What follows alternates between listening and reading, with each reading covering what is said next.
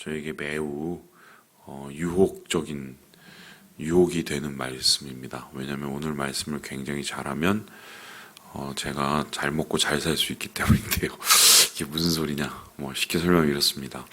구약에 하나님께서 이 아론과 그의 자손들을 제사장으로 세우셨어요. 제사장 가문이 되었죠. 그러니까 이것은 어떤 자격 조건이 아니라 그냥 태어날 때부터 제사장 가문인 일종의 혈연이 중심이 된 이런 집단입니다. 그런데 그 제사장 가문을 하나님께서 일종의 축복을 해주신 거죠. 축복을 해주셔서 어떤 일이 일어나느냐.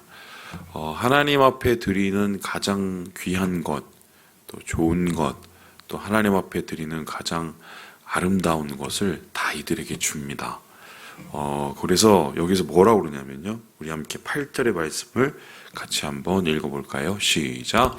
여호와께서 또 아론에게 이르시되 보라, 내가 내 거제물 곧 이스라엘 자손이 거룩하게 한 모든 헌물을 내가 주관하게 하고 내가 기름 부음을 받았으므로 말미암아 그것을 너와 내 아들들에게 영구한 몫의 음식으로 주노라. 어떻게 보면 이제 고라와 다단이 자손이 뭐라고 표현할까요?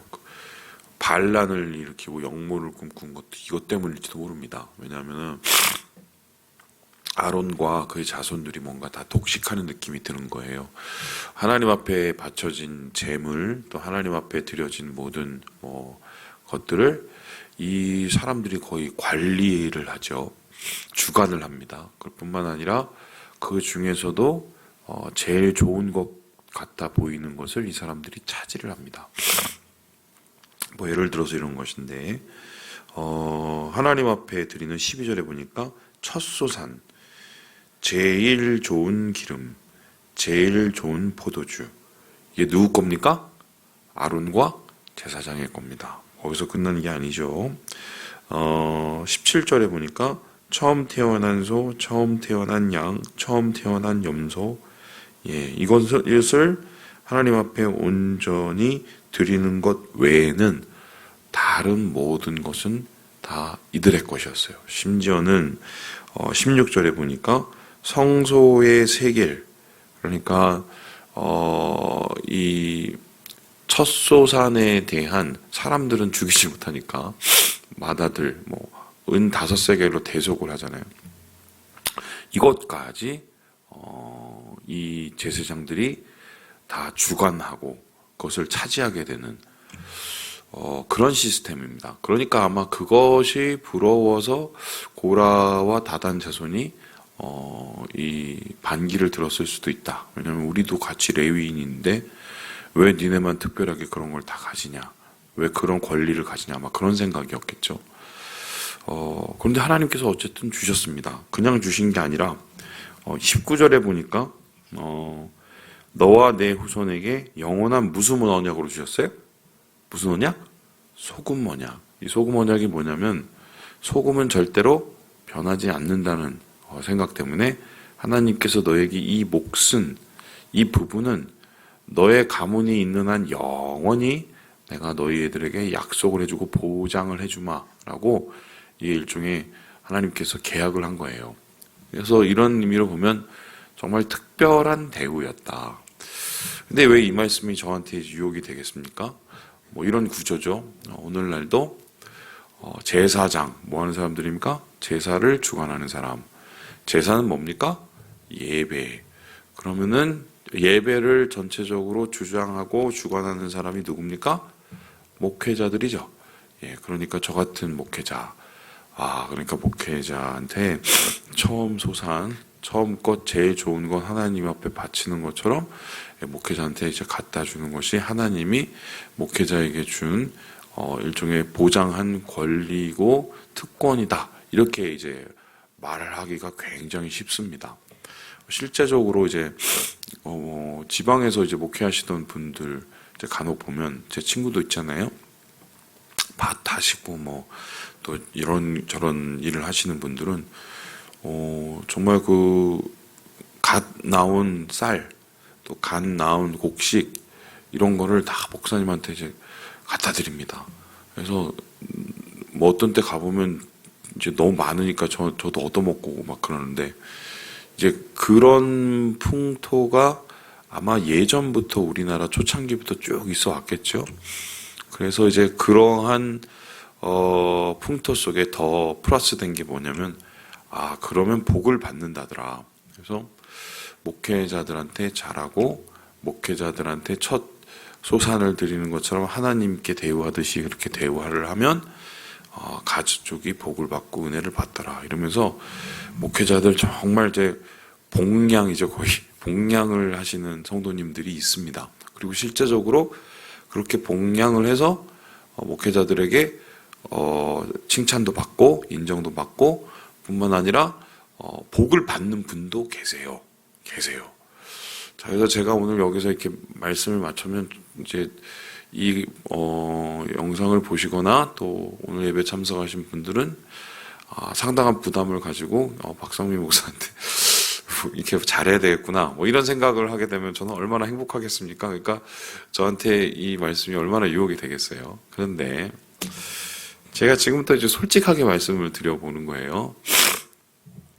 정말 목회자와 제사장이 같은 것일까? 뭐 이거 한번 질문을 한번 해볼 거고, 두 번째는 하나님께서 왜 이렇게 제사장들에게 특별 대우를 해주셨지?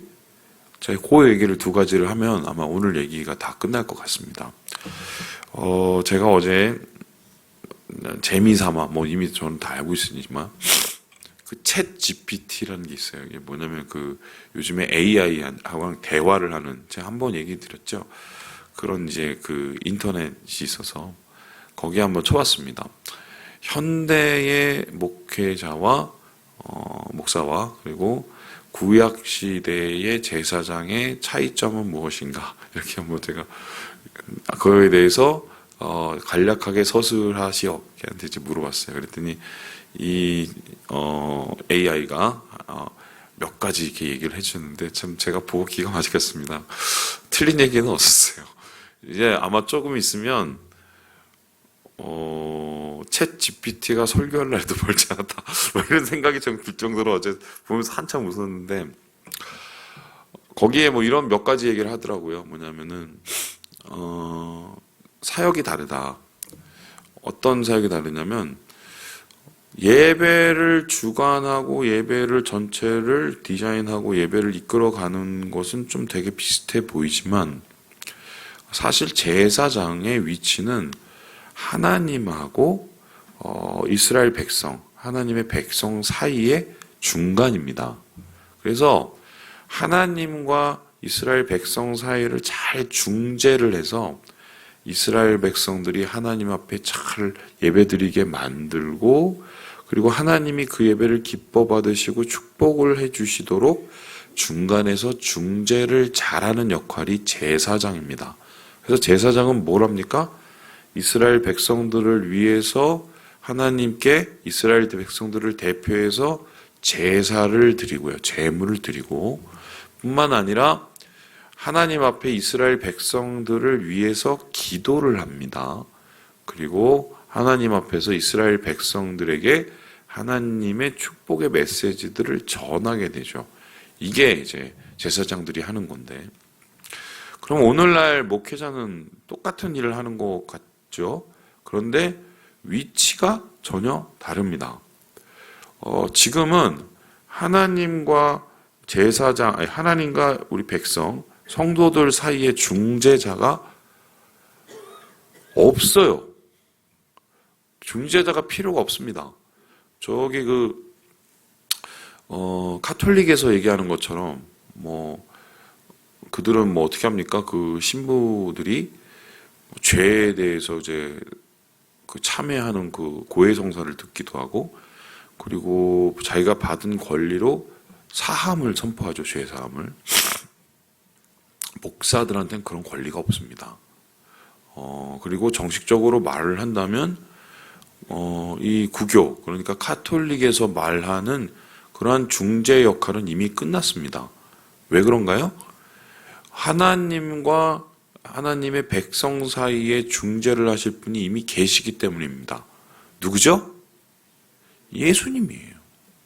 예수님이 우리를 위해서 기도하시고 예수님이 우리를 위해서 대신 십자가를 지심으로 제물이 되시고 단번에 제사를 지내셔서 우리가 하나님 앞에 나아갈 수 있는 길을 열어주셨기 때문에 사실 지금은 중간에 그러니까 하나님의 백성 중간에 사람이 필요하지 않습니다. 제사장이 필요하지 않아요. 자, 그러면 목회자는 도대체 뭘 하는 거냐? 성도들이 교인들이 하나님 앞에 잘 나가서 예배를 드리고 주님께 기도도 열심히 하고 주의 말씀대로 세상 속에서 살아갈 수 있도록 독려하고 가르치고 또한 그들과 함께 예배하는 역할을 하는 것이 목회자입니다. 그러니까 목회자는 하나님 다음이 아니에요. 같은 주님의 성도로서 성도들을 하나님 앞에 나아가도록 옆에서 돕는 사람들이에요. 그래서 어떤 목사님이 이걸 가지고 그 목회자는 목동이 아니라 목자가 아니라 정확하게 말하면은 알프스에서 그 양 옆에서 이렇게 같이 뛰어다니면서 양을 이렇게 잘 몰아다니는 개다 이렇게 얘기하시는 분까지 있어요. 좀 너무 심한 표현이라고 얘기하시는데 왜냐하면 같은 위치에서 하나님 앞에 나아가기 때문입니다. 자, 그렇다면은 목회자의 권위는 제사장과는 너무 달라서 그러면 이제 목회자를 막 대해도 되는가? 이제 여기서부터 좀 문제가 생기는데요. 목회자는 제사장과 달리 하나님과 백성들 사이에 중재를 할 수 있는 위치는 안 되지만 어떤 역할을 하면 교회를 이끌어 나가는 리더의 역할을 합니다. 그러니까 예전에 제사장은 그 제사 일만 잘하고 제사를 잘 가르쳐야 되기 때문에 아들이 세습을 하고 또 세습을 하고 세습을 하지만 목회자는 그런 것이 아니라 어떻게 해요? 교인들이 뽑습니다. 교인들이 뽑아서 자기의 리더로 삼아요. 그래서 저도 우리 교회에 올 때 어떻게 했습니까? 청빙을 받고 여러분들이 투표를 해서 제가 됐어요. 그죠? 그래서 목회자는 정확하게 말하면 교인이 뽑은 리더입니다. 그리고 그 교인이 그분을 왜 뽑았겠어요? 그분을 교회를 잘 이끌어 나가고 우리를 잘 교육시키고 가르쳐 달라고 뽑아놓은 일종의 선생의 역할을 하는 거죠. 그래서 그런 의미에서 보면은 제사장과 목회자의 차이는 분명히 있기 때문에 이 제사장이 하나님 앞에 받았던 모든 것을 목회자가 똑같이 누려야 된다 이렇게 얘기하는 것은 굉장히 좀 어불성설이라고 하지요. 그런데 중요한 것은 그렇다면 왜 목사님은 사례를 받습니까? 이렇게 우리가 생각을 해볼 수 있어요. 돈을 받죠. 목회자. 이거는 어떤 것입니까? 요거는 제사장의 좀 이거하고 되게 비슷한데, 우리 함께 20절의 말씀을 같이 한번 읽어보도록 하겠습니다. 20절이요. 20절 시작. 여호와께서도 아론에게 이르시되 너는 이스라엘 자손의 땅에 기업도 없겠고 그들 중에 아무 분깃도 없을 것이나 내가 이스라엘 자손 중에 내 분깃이요 내 기업이니라. 정확하게 따지면 제사장한테 왜 이렇게 많은 것을 이렇게 할애해주고 좋은 것을 주셨을까? 주님께서 분명히 여기에서 이유를 밝히고 있습니다. 뭐예요? 이 사람들은 전적으로 하나님만 섬기도록 세워진 사람들이기 때문이에요. 이스라엘 백성이 지금 광야에 있으니까 잘 모르는 건데 이제 가나안에 들어가면 이스라엘 백성들은 자기의 땅에 가서 잘 먹고 잘 산단 말입니다. 거기는 축복받은 땅이니까. 그래서 거기에 가면은 그 사람들은 땅도 있고 그 사람들은 집도 있고 그 사람들은 또 자기가 누려야 될 영토도 다 있을 거예요. 근데 제사장들은 그런 땅을 받습니까? 못 받습니까? 못 받아요. 그러니까 땅의 소산을 먹을 수 있는 방법이 없어요. 그러니까 하나님께서는 이스라엘 백성들에게 일종의 자기의 일정 부분을 떼어서 그것을 하나님 앞에 바침으로 그 남은 하나님께 바쳐진 분깃을 제사장에 준 것입니다. 그래서 제사장에게 있어서 몫은 땅이 아니라 하나님 자체였기 때문에 이스라엘 백성들이 제사장을 먹여 살릴 수밖에 없는 구조였던 거죠.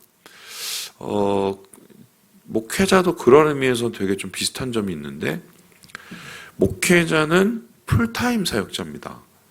특별히 여러분들이 뽑아서 우리를 잘 가르치고 또한 우리를 잘 지도해주고 또한 우리를 잘 리드해 달라고 아예 이것을 직업으로 갖도록 풀타임으로 저를 뽑아주신 거예요, 목회자를. 그러니까 우리가 여러분들이 내신 헌금 11조 거기에서 목회자의 사례를 떼고 또한 목회자의 가정을 챙기고 하는 이유는 뭐냐면 교회의 유지, 그 다음에 교회를 잘 이끌고 그 다음에 교인들을 잘 도와달라고 목회자들한테 그런 권한을 맡기게 된 거예요. 이제 그런 의미에서 좀 목사와 제사장의 뭐 공통점이 있겠죠. 하지만 앞에서 말했듯이 절대로 목사가 제사장은 아니다. 뭐 이런 거예요. 그러니까 이렇게 너무 그냥 제가 좀 말씀드린 목회자를 천대하지도 마시고 너무 숭상하지도 마세요. 목사님들을 너무 숭상하고 너무 기대하고 바라보다가 시험당하실 수가 있고, 목회자를 너무 천대하시다가 정말 여러분이 하나님의 미움을 살 수도 있습니다. 왜냐하면 약자니까요. 어떤 의미에서 목회자는 진짜 목사다우면 약자가 될 수밖에 없어요. 그렇게 생각했으면 좋겠고요. 자, 그렇다면 이제 마지막 질문이죠. 왜 하나님께서는 그래도 아론과 그의 제사장인 그의 자녀들을 이렇게 특별 대우를 해주셨을까? 이 질문에 대답을 해드릴게요. 이들이 먹는 건 거룩한 겁니다. 하나님이 받으시는 것 중에 제일 최고의 것들이에요. 자, 그러면은 이 사람들이 그걸 먹으면서 아이고, 야, 우린 당연히 이걸 누려야 돼. 하나님이 다 주셨으니까 다 우리 거야. 아무런 부담 없이 먹겠습니까? 제대로 정신이 박혀있는 제사장이라면 그것을 받으면서 두려워함으로 떨림으로 먹겠습니까? 어떻겠어요? 두렵고 떨리는 거죠. 왜냐하면 하나님께 드려진 거룩한 것을 내가 받게 되니까 내가 일종의 하나님 대우를 받는 거죠. 그러면 어떻게 돼요? 책임감을 갖게 돼요. 영적인 책임감이죠. 최소한 내가 이렇게 하나님께서 주신 것을 받을 만한 모습인가에 대한 고민을 하게 되고요. 두 번째는 어떻게 합니까? 이렇게 제사장이 분깃 없이 살면서 자기의 가족들이 다 안심하고 먹고 살기 위해서는 어떻게 됩니까? 이스라엘 백성들이 가난하고 찢어지게 힘들면 제사장들의 몫이 있겠어요? 없겠어요? 없죠. 그러니까 제사장들이 이스라엘 백성과 일종의 운명 공동체로 함께 묶어져서 이스라엘 백성들을 위해서 기도할 수밖에 없어요. 왜냐하면 저들이 잘 돼야 우리도 잘 되니까. 그래서 하나님께서 이렇게 자기에게 드려진 가장 거룩한 것을 제사장들에게 맡김으로 어떻게 해요? 그 책임감과 그 마음속에 부담감을 가지고 백성들을 위해서 열심히 기도하게 만드는, 이게 이제 구약의 제사장 제도의 시스템이에요. 어떻게 보면 목회자도 조금 비슷한데 사례를 받지요. 또 그 한 달 한 달 또 여러 가지 또 혜택을 받지요. 그것이 이거는 내가 누려야 돼. 이건 당연히 내가 이건 뭐 받고 내 열심히 일하는 거야. 이렇게 생각하시는 분도 있을 수 있겠지만 사실은 그걸 통해서 부담감을 갖죠. 아, 내가 우리 성도들과 함께 이것을 잘 해나가야 되겠구나. 그런 부담감을 가지면 목사들은 잘 부패하지 않습니다. 근데 그러한 부담감을 놓치는 그때부터 이제 목사들이 이상해지는 거죠, 사실은. 말씀을 마칩니다. 중요한 것은 하나님께서 이런 제사장들을 삼으시고 제사장들을 통해서 축복하셨던 것처럼 오늘날 목사뿐만이 아니라 왕 같은 제사장으로 삼으신 우리를 통해서 세상을 축복하시기 원하신다. 여러분 이걸 기억하시고 주님 안에서 거룩한 제사장으로 주님의 나라를 위해서 거룩한 부담감을 가지고 오늘 하루도 거룩하게 살아가시는 우리 모든 형제 자매들 되시길 주님의 이름으로 축원합니다.